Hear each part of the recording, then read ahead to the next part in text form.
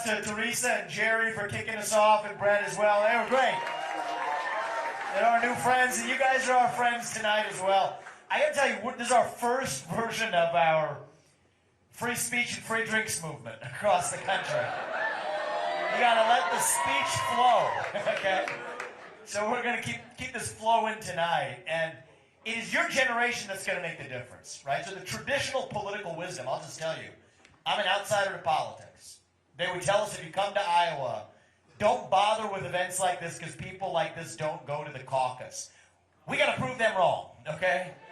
Your generation, I mean, that's everything we're going to talk about tonight. The reason that we're doing it is, I'm speaking to multiple generations in the room, but especially those of you young people in this room, this is why we are doing what we're doing. So we are counting on you. January 15th, you mark it down now. Prove everybody else wrong. They think that you're not engaged, that you could care less about your own future and the future direction of the country. No. We're going to prove them wrong, and that's why we are starting tonight on a college campus tour that's going to continue across Iowa, really embracing free speech at a moment where we could use it. I want to thank you. I want to start with a reflection on what's going on in the world. Right? We live in a difficult moment. We've been lulled into thinking that we can take peace for granted.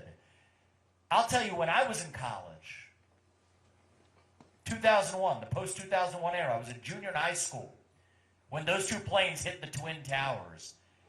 And it was a disaster, a calamity. We responded with such emotion, we didn't know what to do with it. We were united as Americans. That was the last time I remember us actually being united as one country. But in the aftermath of that, and I just think it's really important for, can you just by a show of hands, who here was born on 9/11/2001? You were. It's a small minority of people in the room. The reason I bring that up is, this is important. We made mistakes in the aftermath of that crisis that we have to remember now if we're to make sure we never make those mistakes again. It is wrong what happened to Israel, just like it was wrong what happened here in the United States of America. What Hamas did to Israel, that was barbaric. It was inhumane. It was medieval. It was a terrorist attack. They call that Israel's 9/11. That's not an exaggeration. For Israel, that was just like what 9/11 was in this country. It was horrific.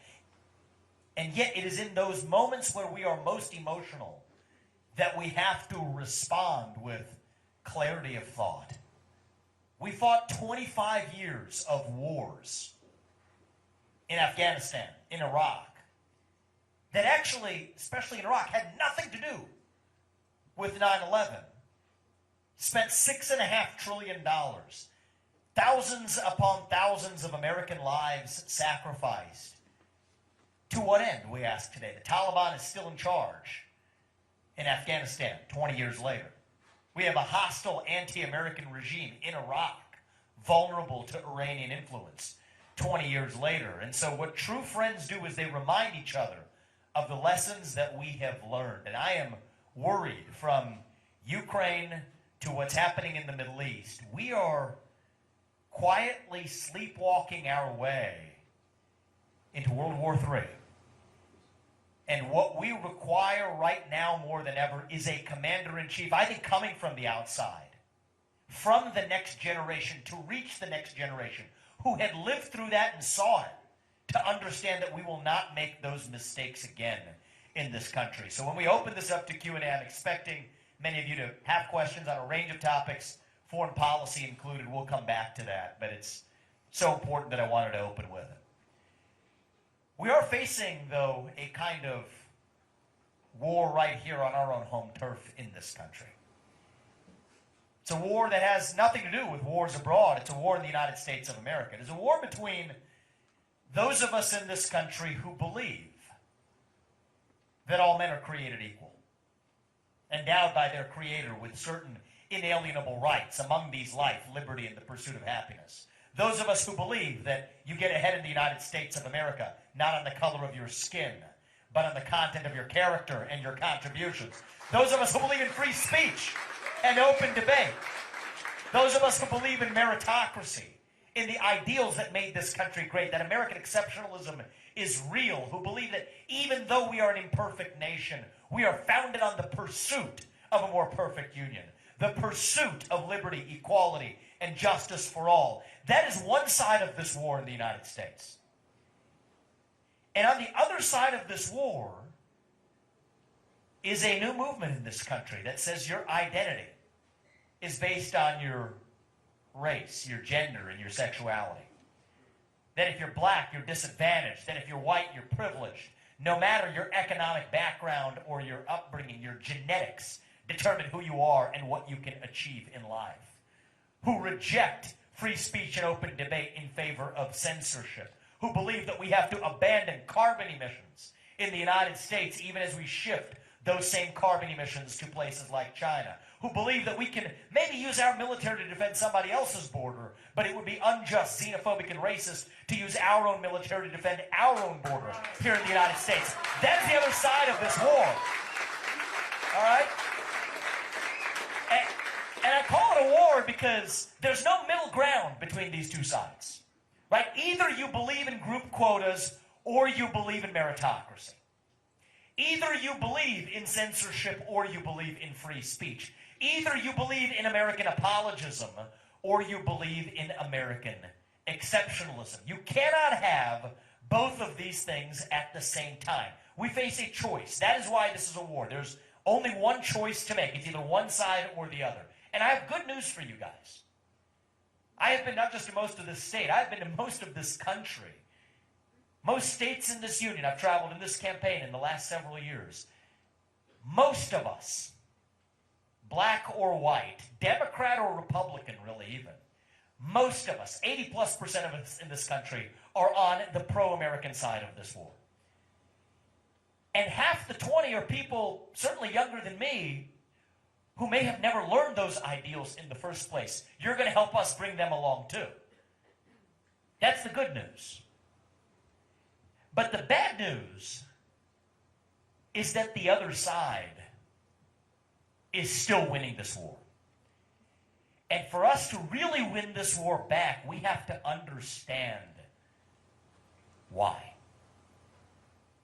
So what I'm about to talk to you guys about, this is the stuff I've been advised not to talk about during political campaign speeches. They say it's too confusing, you got to simplify it, dumb it down, keep it simple. At this point in the campaign, I'm done with that. Okay, if we want to get to winning this war, we got to see it for what it is.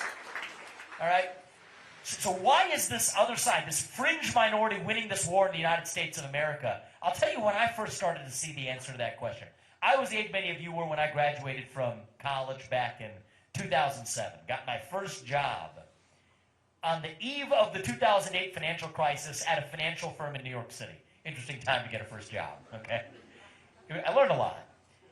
But what happened after the 2008 crisis, I watched it happen, was they used our money, taxpayer money. And by the way, this is not a Republican or Democrat story. I'm going to warn you about that. It goes far deeper than that. A Republican administration, the same one that sent us into Iraq, by the way, used our money, taxpayer money, to bail out a bunch of big banks who took risks that they should not have taken. That was a Republican administration. So the far left, what they said is, okay, we're going to occupy Wall Street. That was a movement that existed back then, the Occupy Wall Street movement. They literally, I actually went downtown New York, checked it out myself. My day job was at a financial firm. I said, let me check out these Occupy Wall Street people. They were occupying Wall Street, and they had a demand. They said, we're going to take money from those wealthy corporate fat cats at the big banks and redistribute it to poor people to help poor people. Agree or not, that is what the old left had to say. But it was right around that time, in the post-2008 era, that there was the birth of this new fringe strand of the left that said the real problem in this country wasn't economic injustice or poverty anymore.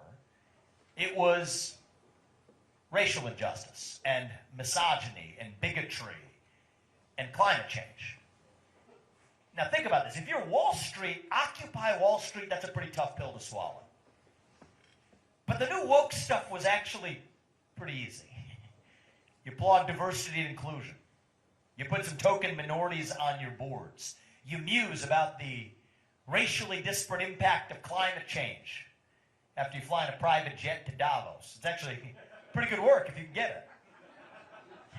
But they didn't do it for free. They expected the new left to look the other way when it came to leaving their own corporate power intact. And so it was this kind of arranged marriage between two unlikely bedfellows, big banks, Wall Street, corporations on one side, and then this new woke, radical, climate-obsessed, race-obsessed left on the other. It was an arranged marriage, but not of love. It was more like mutual prostitution. And the net result of that act was the birth of this new woke industrial complex, a monster that was a combination of state power and corporate power that was far more powerful than either one alone. And it turns out that was just where I saw it. Then you open your eyes and you see the same thing happening everywhere in American life. Look to Silicon Valley right around the same time. The old version of break up big tech, that used to come from the left. So at Silicon Valley, realized, wait a minute. We can use our monopoly power to censor hate speech and misinformation as you, the left, define it. We'll do that for you, but we won't do it for free. We expect the new left to look the other way when it comes to leaving our monopoly power intact. And then you open your eyes, this is everywhere. You look at K through 12 education. It's not just corporate America. The rest of corporate America got it on the act. Coca-Cola, Nike, Airbnb, you name it. Post-George Floyd. This is woke smoke to deflect accountability. But it's not just companies. K through 12 education. What did they do? In the inner cities of this country, they locked down the schools for 2 years. Told kids they could not go to school and learn how to do math. And if you're in a suburban private school, you were just fine. Apparently, COVID only affects teachers in public schools. Interesting how that works. So what did they start saying then? Those same public school teachers unions, 2 years later, just last year, what are they saying? Math is racist. Now, I'm sorry, math is not racist. 2 + 2 = 4, no matter your skin color.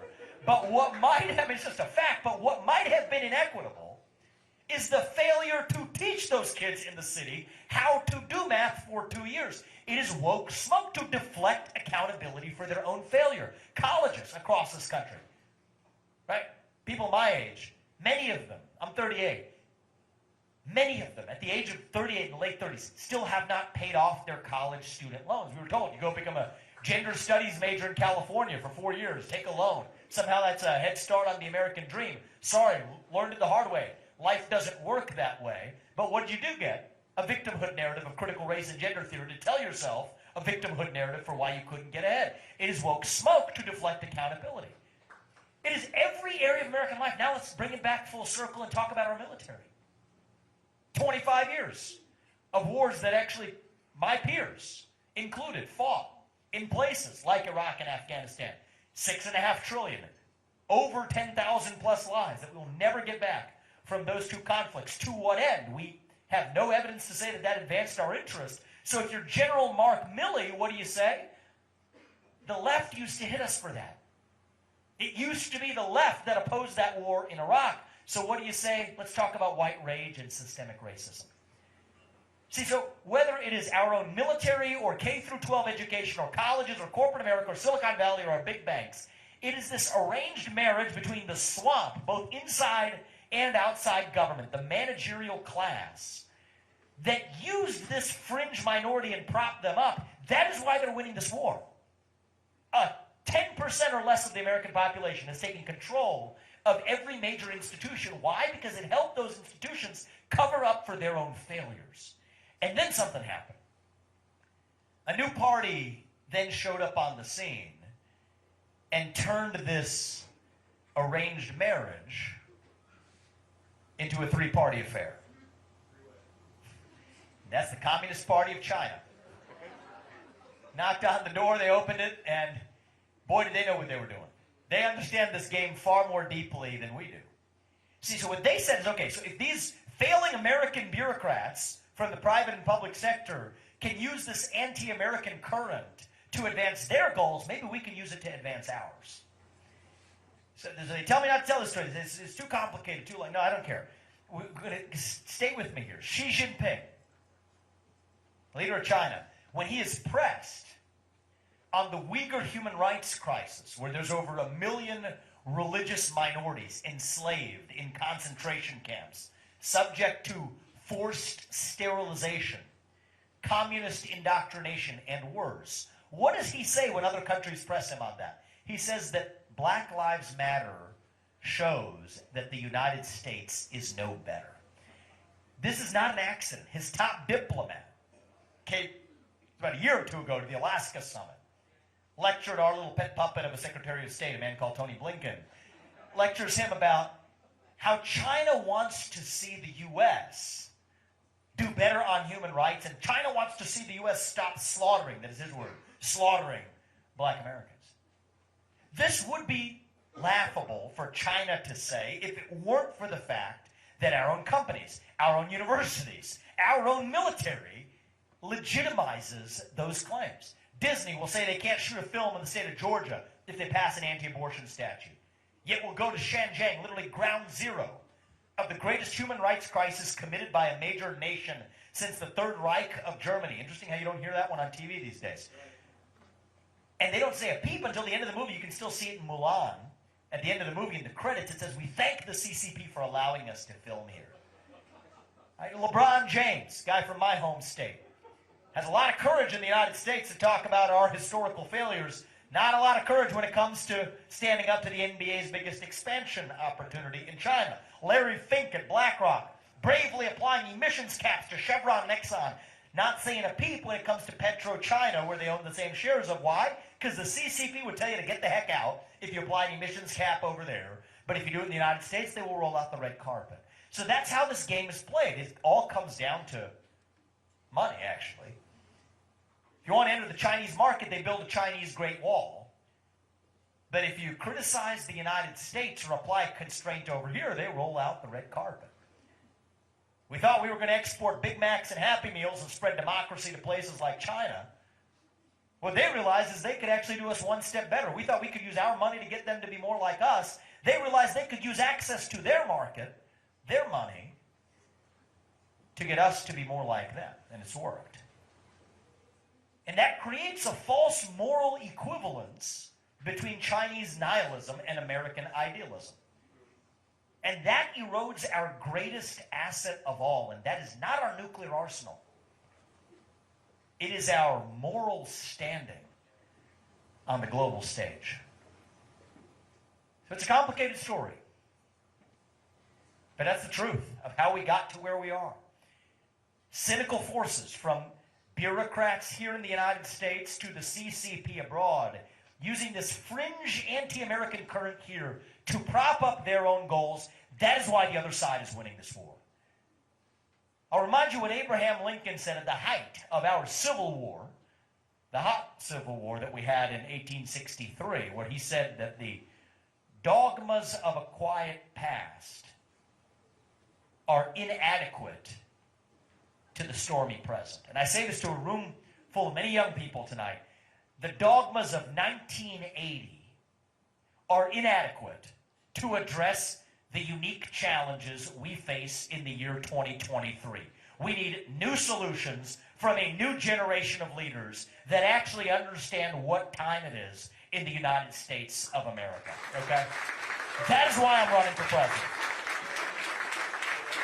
You have to know that you are in a war to win a war.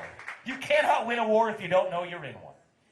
So how are we going to do this? Look, the first cancer was that swamp, the managerial class, the bureaucracy that has exploited anti-Americanism to deflect accountability for their own failures. So what are we going to do? We're going to get in there and gut that bureaucracy. The biggest secret in American government today, the people who we elect to run the government, they are not even the ones who actually run the government.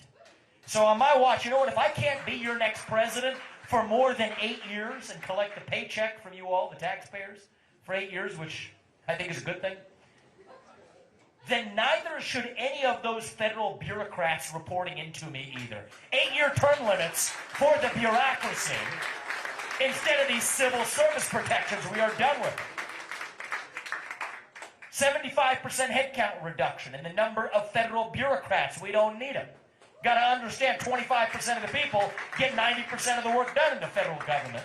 That's how we got to run the show. Rescind 50% of the unconstitutional federal regulations that act like a wet blanket on the U.S. economy because they are unconstitutional. Take somebody with a spine to see that through. When there are government agencies that should not exist, from the FBI to the IRS to the ATF to the CDC to the Nuclear Regulatory Commission to the U.S. Department of Education, we're not just going to tinker around the edges. We will get in there and shut them down. That is how you revive the integrity of a constitutional republic. So that's what we do at home. Now, who's the other culprit abroad? Who's been propping up the other side of this war? That's the CCP. This is the Declaration of Independence of our century. We cannot depend on our enemy for our modern way of life. And as your next president, I will sign the Declaration of Independence that Thomas Jefferson would have signed if he were alive today. The Declaration of Independence from Communist China. We are done with it. The time has come to cut the cord. We cannot depend on China for the way we live in the United States of America. All right? Now this one's a hard one for, especially with a young audience here, but I don't pander, so we're going to speak the truth here. The first step to declaring independence from China abroad is to first declare independence from the climate cult that shackles the United States while leaving China untouched. And the reason I say that the climate change agenda is a hoax, and I stand by it, is that it has nothing to do with the climate and everything to do with letting China catch up to the United States of America. I can prove that to you. Think with me, people. Just think for yourself about why the people who call for abandoning carbon emissions in the United States of America, frankly, some of that infection is happening right here in the state of Iowa. Think about what, for those of you who know what's going on in other parts of the state, it's not good. The same people who call for abandoning carbon emissions in the United States of America and in states like Iowa are perfectly fine shifting those same carbon emissions to places like China. Huh. Last time I checked, it was global warming you told me you were worried about. Interesting how that works. Now think about this word. The same people who are against carbon emissions in the United States are also the ones who are most rapidly against nuclear energy, the greatest form of carbon-free energy production known to mankind. Why? I'll tell you why. It's because nuclear energy is probably too good at solving their supposed climate crisis, which means they have nothing left to advance their real agenda, which is global equity, a fancy way of saying China catching up to the United States. That is what this agenda is about. From the electric vehicle subsidies to the anti-carbon agenda, we have to unshackle ourselves here at home. That's not anybody else's fault. That's our fault right here. We bend the knee because we're in search of some greater power at a time we don't believe in a true God. We turn to the God of climate instead. China's laughing at us at every step of the way.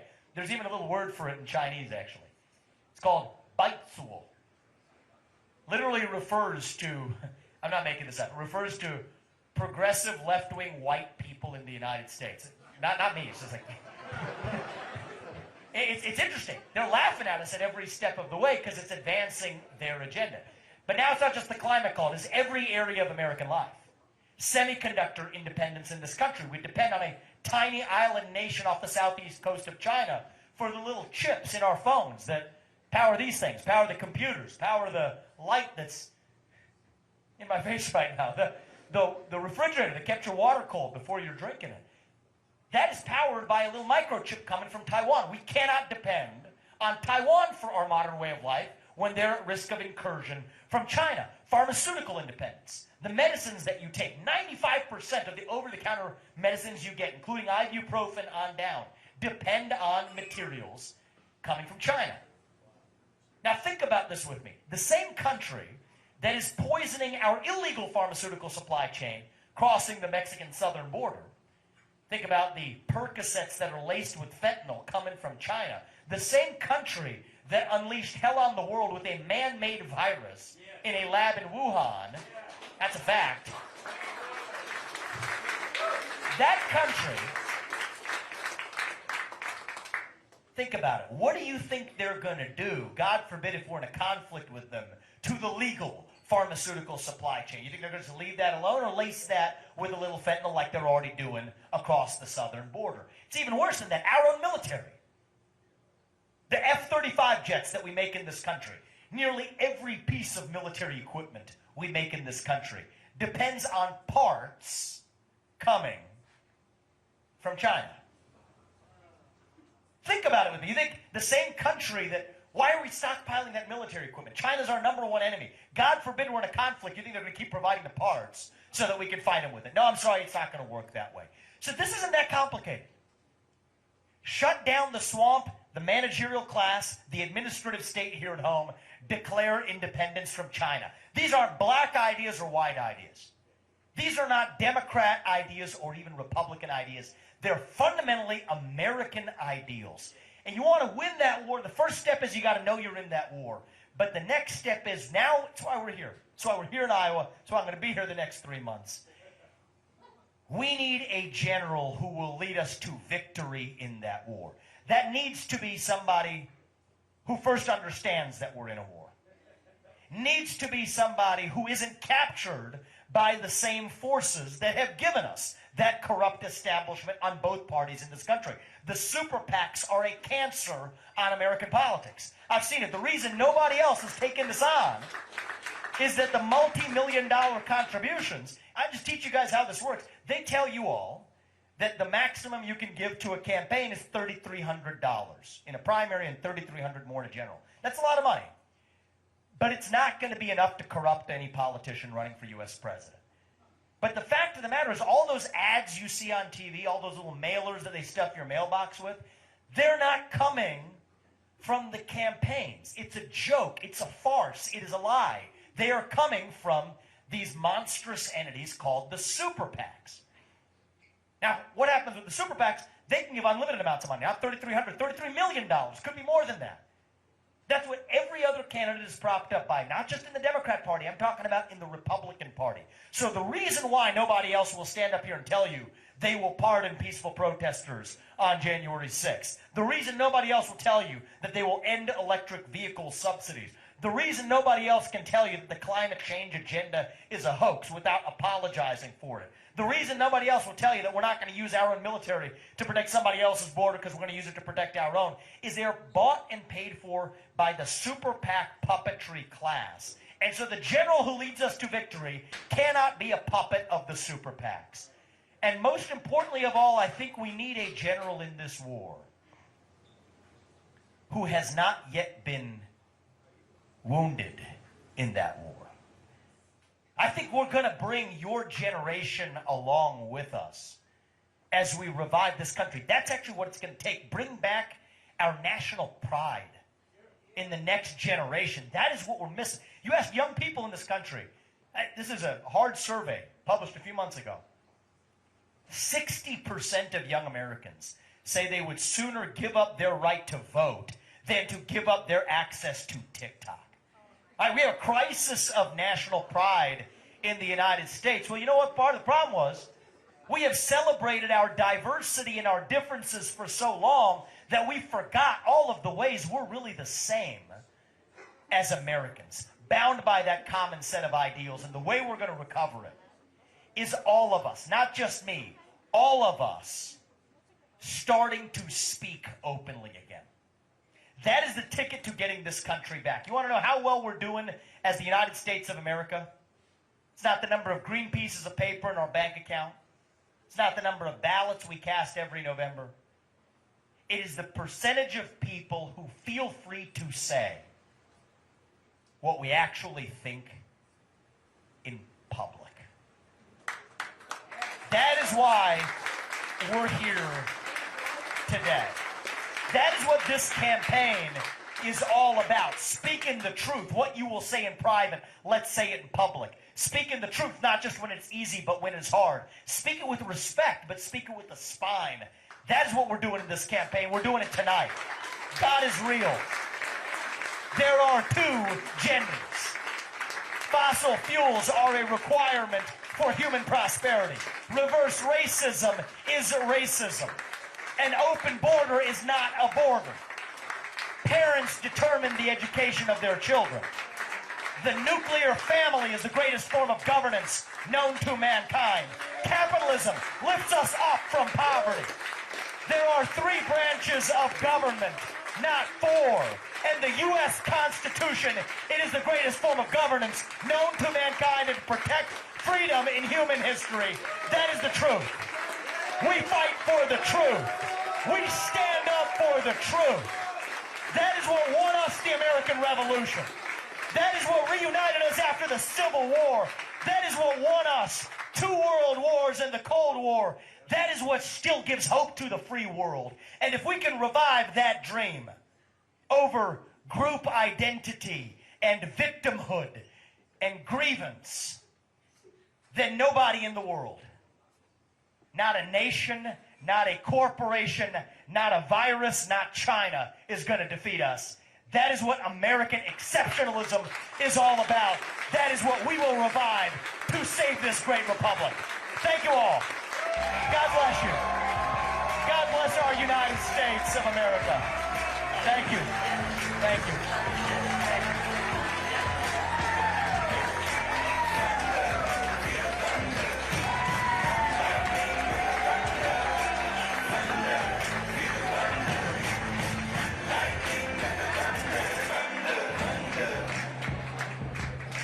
So listen up, I want to hear from you guys.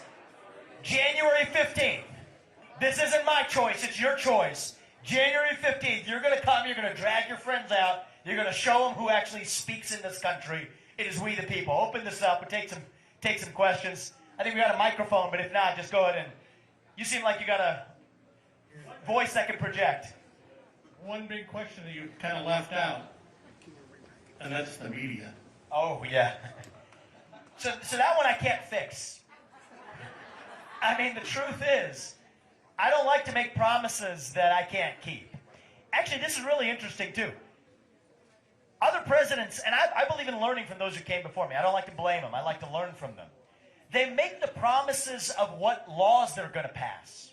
Right? So I would love a 12% flat tax in this country. Anybody else like that? I'd love that, flatten it. But that's okay.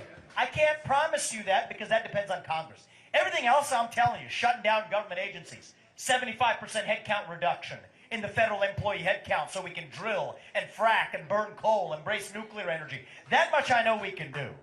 The media I can't do anything to you about. But here's what I will tell you, though. I believe in practicing what we preach. We're here to talk about free speech tonight, right? And 9 months into this campaign, I get it, why other Republicans, even other fellow contenders in this race, have said there are certain networks that they won't talk to. I get it. They don't treat us fairly. I don't do it that way. My view is if I'm not willing to talk to unfriendly media networks. I did the Young Turks podcast last night. This guy, was it Cenk Uygur? You guys know this guy? These guys are on the far left. I don't care. Far left, far right, it doesn't matter to me. We had protesters in a tumble last time. I bring them up to the front, we give them the mic to speak. We have to practice what we preach.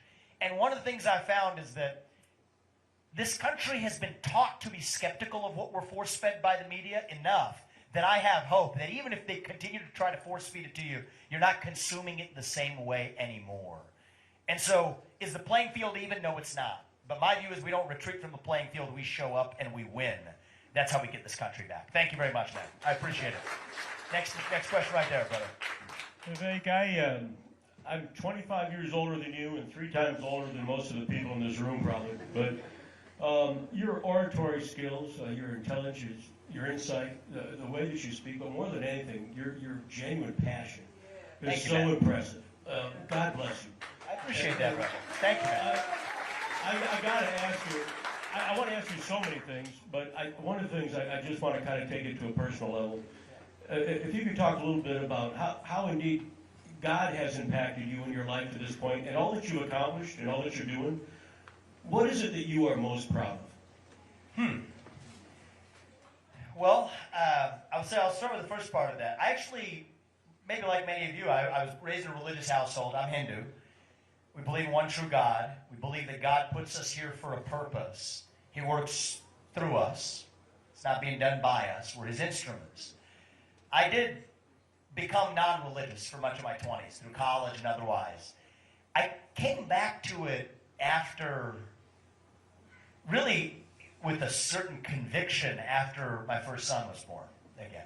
It was sort of, it was a little bit of the period leading into it. It felt like there was something more to life than the aimless passage of time. Right? I've achieved success and built successful businesses, but what's the purpose for which we're here?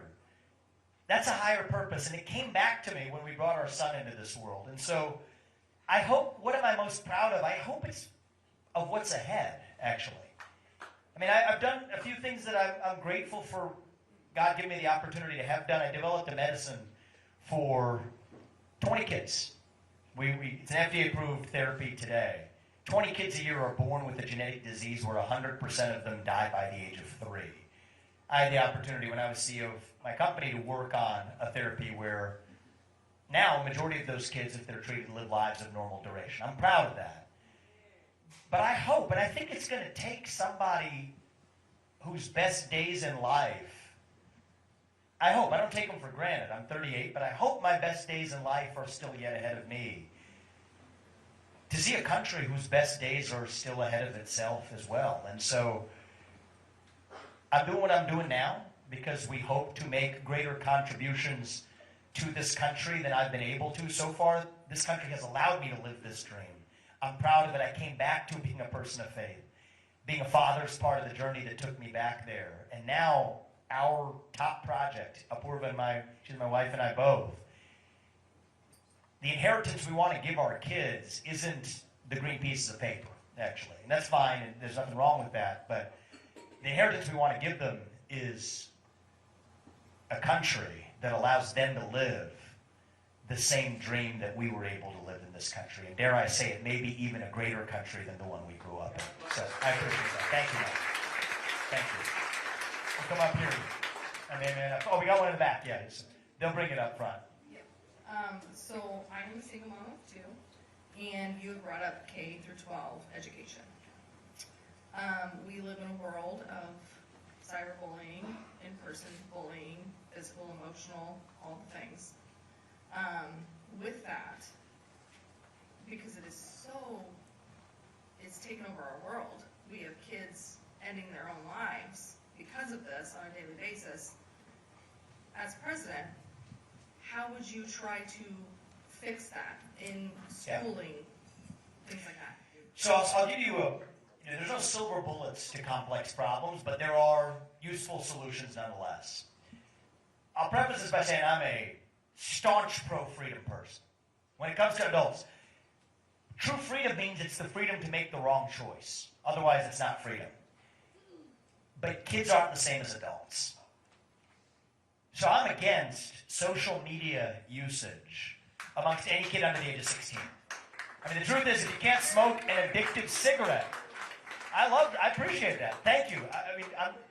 I'm glad it's not a partisan idea, right? There's not a Republican point or a Democrat point. It's just consistency. If you can't smoke an addictive cigarette by the age of 18, if you can't have an addictive drink of alcohol by the age of 21, and yes, I think you all were carded before you came here, right?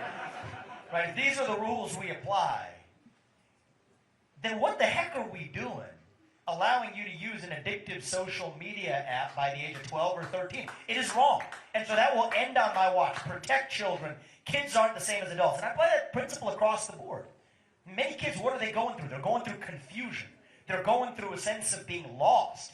all of us, but especially young people, we're hungry for a cause. We're starved for purpose and meaning, especially at a time when faith in God and patriotism and hard work and family, these things have disappeared, so our kids are lost. They have a vacuum in their heart.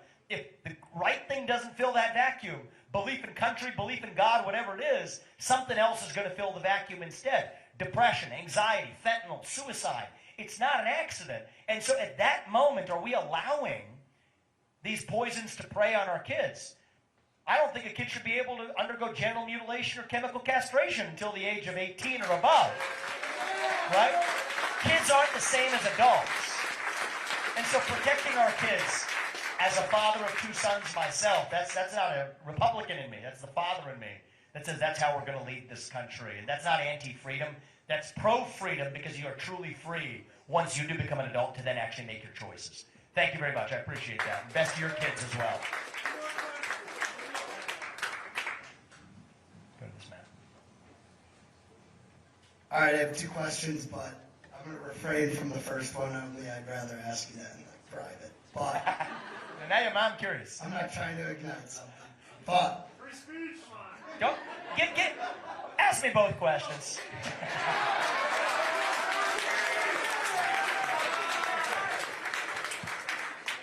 all right, I'll hit you with the one that people might not like the most. That's okay. Good, go for that.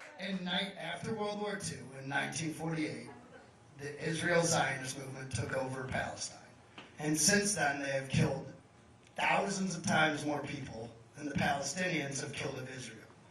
I love you. You are totally my candidate. I totally support you. I appreciate it. But at this point in time, I do not support Hamas, anything that they did. But at the same time, looking over decades of history, it's hard to look at body totals. And do you know what Rand Paul said in 2001 and his stance was on it? My question specifically on that is, where do you, I understand that it's a very complicated conflict. Yeah. What's your name, man? Ben, that's a brave question. Yeah, That's a brave question. So I was told not to ask it. Don't let anybody shut you up. But there is, I want to support what you have to say, but I look at the facts and I go, there is one side that has a lot more power and funding from very more powerful countries than the one side has from the other, and historically has killed more people and done more damage than the other side, and yet we still support them. So why do you still take that side? So here's what I'll say. So my moral obligation as the next president, I don't take talking points from anybody. I'm just always going to share with you my convictions. I had a 30-minute discussion on this day before yesterday night with Tucker Carlson where, it's not the Republican orthodoxy, I promise you that, but it is a pro-American view. My job as your next president, if you all put me there, okay, between January 2025 and January 2033, my moral obligation is to the United States of America. Okay, so I'm not playing the game of trying to play God, of determining who between, Russia and Ukraine, or for that matter, if we want to go down the list, Azerbaijan and Armenia. You don't hear about that one. Interesting how that works. So I'm not going to judge our use of military resources by any standard other than what advances the interests of the United States of America. Now, against that backdrop, we can then be honest. Especially when China's our top threat, we need a reliable ally in the Middle East. Israel is that ally. So the reason I am supportive of Israel is that I'm supportive of the United States of America. It's not any other independent commitment. It's other than my commitment to this country and this homeland. I also said this earlier today, and this got me in trouble with the neocon wing of the Republican Party. I don't care. They're not going to shut me up either. I am very worried. Not for the reasons you are, right? So I don't draw a false equivalence personally between the terrorists who attack Israel and Israel's defense of its own national self-existence. That's why those numbers are what they are. So you and I have a different point of view there. But where a lot of us might find some common ground is we don't want Israel to now make the same mistakes that we did after 9/11 in this country, responding with emotion without a plan. I mean, what is the purpose of this ground invasion in Gaza? I am very worried that this is going to repeat the kinds of mistakes we made in Iraq and Afghanistan. Now you can say that's not our business, that's a different country's business. That's a valid point, unless we're asked to fund it, in which case it is our business to ask those questions now. That is not anti-Israel. I actually think that is deeply pro-Israel, to be able to debate in the open what the merits are of an actual path to victory that nobody else, and I don't like, I'm not here to just bash other candidates, but it's a philosophy here. Other candidates from Nikki Haley say, finish them. It's like from Mortal Kombat. It's not Mike Pence, just do it. It's a Nike slogan. Lindsey Graham, right? Just level the place. These are meaningless slogans until you have a clear vision of what we're doing and why. And so I think it's imperative. Free speech isn't for the moments when it's easy. It's for moments like these. And I was alive then. I was maybe you weren't born yet, likely, 9/11. In the aftermath of 9/11, there was a culture of censorship in this country. Shut up, sit down, do what you're told, follow the plan. That's how you got to Afghanistan. That's how you got to Iraq. Now I'm 20 years later. I was in high school then. I'm not now. And as your next president, I will sure as heck make sure that we don't make those same mistakes again. Thank you very much. I appreciate that. I know you had one more, but you can ask me that one after. I wanted the hard one. We'll take. We'll come up to this person right here in the front.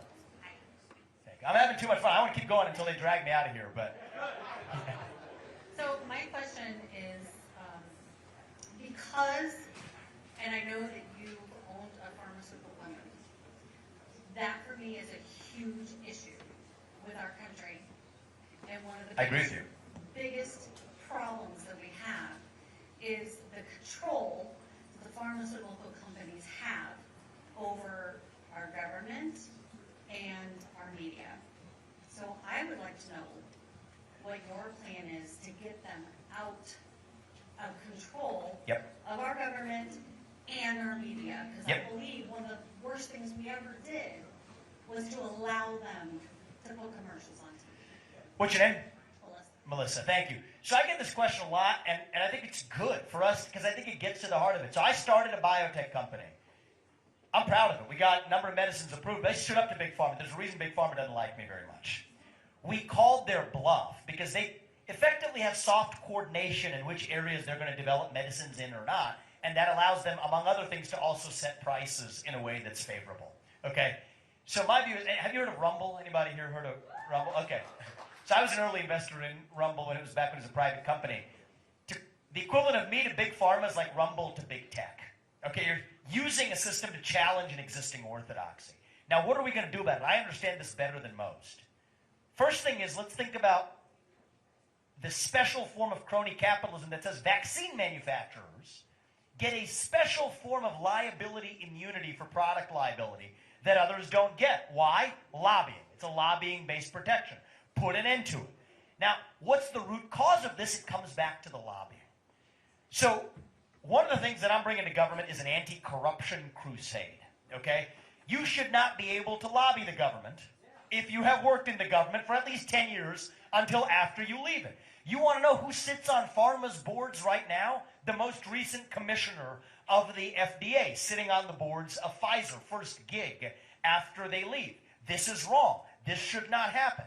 And I don't care if you're a governor joining the board of Boeing after you give them special favors, or if you are a FDA commissioner joining the board of Pfizer after you were their regulator. None of this should happen. I don't think congressmen or government bureaucrats should be allowed to trade individual stocks while they're actually overseeing the same information that applies to those stocks. I don't think that you should have the lobbying industrial complex, the super PACs funded by Big Pharma and their executives, big funders of the super PACs. So these are not left-wing or right-wing ideas. They shouldn't be, at least. These are fundamentally American ideals. Big Pharma, big tech, they all take advantage of it. And the Republican Party is good at talking a big game until it comes to where their own mother's milk comes from, and it's the same place. So I'll say this is one couple things in just wrapping this up. It's one thing you take away today. It's going to teach you a law of nature. It's like we're in a physics class for those of you who are in college. As the sun rises in the east and sets in the west, every politician dances to the tune of their biggest donor. That's how it works. There's no exceptions to that rule. In my case, that biggest donor is me. Okay? And we're going to keep it that way. Because I don't want to be somebody else's circus monkey. All right, so, and I've done well, but I can't compete with the scale of the super PAC money, right? So we put in an ungodly amount of money into this campaign. But the amount flowing into super PACs, if all the election was held in the primary on the same day across the country, a guy like me has no chance. Forget about it. An outsider like me, coming from a different generation, as a businessman, CEO coming to the White House, zero-based budgeting, shut down the administrative state. Heck no, they're not going to have that happen. But we can do it because of you. Yeah.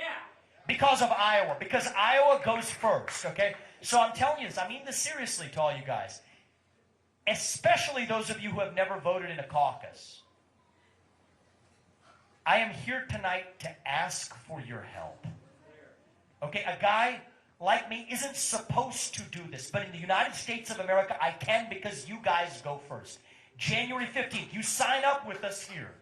We will help you drag your friends out by the hair if needed, because we have to save ourselves. It's not going to be some president coming from on high, not me, not anybody, coming from on high to save us like some political messiah. Sorry, it doesn't work that way. If we are going to be saved, it is going to be because we save ourselves. All right, so I see a nation that you think, everything we're talking about here, from social media to the negative impact of foreign wars to the pharmaceutical industrial complex, you see a nation in decline.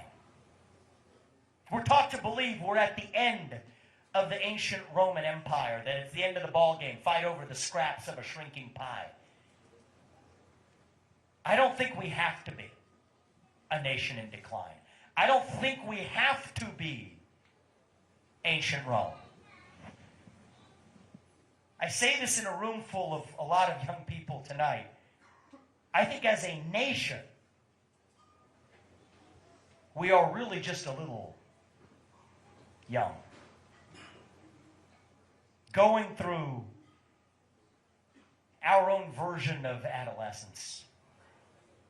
Figuring out who we're really going to be when we grow up. And when you view it that way, it makes sense again. You go through your adolescence, you go through that identity crisis. You lose your way, you lose your sense of who you are. But we are stronger for it when we get to our adulthood on the other side. So no, I don't think we have to be that nation in decline.